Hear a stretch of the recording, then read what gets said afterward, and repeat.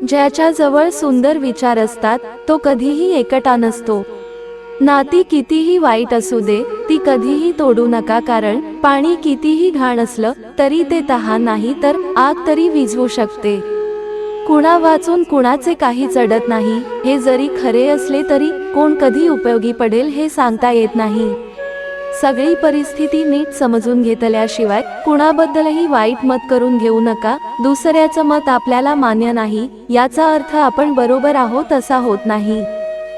तुम्ही इतरांना जे सुख किंवा दुःख द्याल ते सुख दुःख न चुकता तुमच्याकडे परत येईल, हा निसर्गाचा अटल नियम आहे।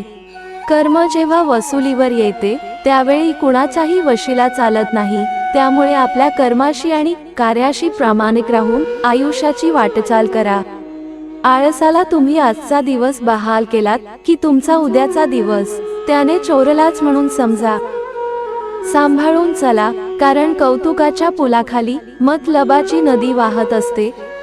समर्थक कमी झाले तरी चालतील, पण विरोधकांची गर्दी कमी होता कामा नये, कारण आपल्या प्रगतीत विरोधकांचा सिंहाचा वाटा असतो। एक छोटीशी मुंगी तुमच्या पायाला चावू शकते, पण तुम्ही तिच्या पायाला चावू शकत नाही। म्हणूनच जीवनात कुणालाच छोटे समजू नका, कारण ते जे करू शकते कदाचित ते तुम्ही पण करू शकत नाही।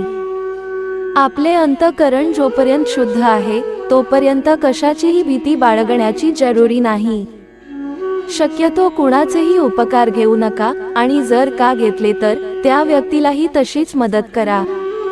झाडासारखे जगा, खूप उंच व्हा, पण जीवन देणाऱ्या मातीला विसरू नका। केवळ योगायोग असे काहीही नाही, जीवनातील प्रत्येक घटनेला अर्थ असतो। ज्या गोष्टी कधीच बदलू शकत नाहीत त्यांच्याविषयी कधीही दुःखी होऊ नये। मूर्ख माणसे आपापसात संभाषण करू लागली की शहाण्या माणसाने मौन धारण करणे योग्य। जगू शकलात तर चंदनासारखे जगा, स्वतः झिजा आणि इतरांना गंध द्या। केवळ ज्ञान असून उपयोग नाही, ते कसं आणि केव्हा वापरायचं याचंही ज्ञान हवं। प्रत्येकाशी प्रेमाने वागलं पाहिजे, जे तुमच्याशी वाईट वागतात त्यांच्याशीही प्रेमानच वागले पाहिजे। ते चांगले आहेत म्हणून नाही, तर तुम्ही चांगले आहात म्हणून। सगळ्यात सुंदर नाते हे दोन डोळ्यांचे असते, ते एकाच वेळी उघडझाप करतात, एकाच वेळी रडतात, एकाच वेळी झोपतात, तेही आयुष्यभर एकमेकांना न बघता। असत्य हे अपान प्राण्याप्रमाणे असते, दुसऱ्याच्या आधाराशिवाय ते कधीच उभे राहू शकत नाही। पाहिलेल्या पावसाळ्यापेक्षा अनुभवलेले पावसाळे अधिक महत्त्वाचे असतात। जीवनात पुढे जायचे असेल तर आपल्या अनावश्यक गरजा वाढणार नाहीत याची काळजी घ्या। जो धोका पत्करण्यास कचरतो तो लढाई काय जिंकणार। आपण परिस्थितीला शरण जाता कामा नये, परिस्थिती आपल्याला शरण गेली पाहिजे। दुःख हे कधीच दागिन्यासारखं मिरवू नका, वाटू शकलात तर आपला आनंद वाटा।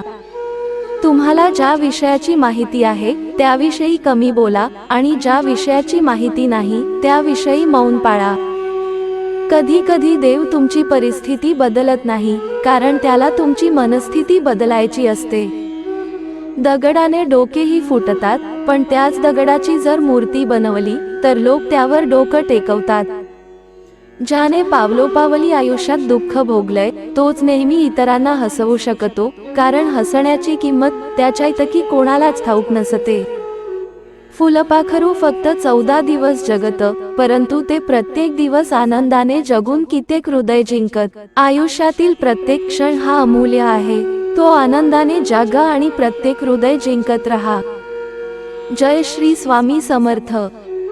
मित्रहो, असेच प्रेरणादायी कथा आणि विचार ऐकण्यासाठी आमच्या चॅनेलला लाईक आणि सबस्क्राईब करायला विसरू नका। धन्यवाद।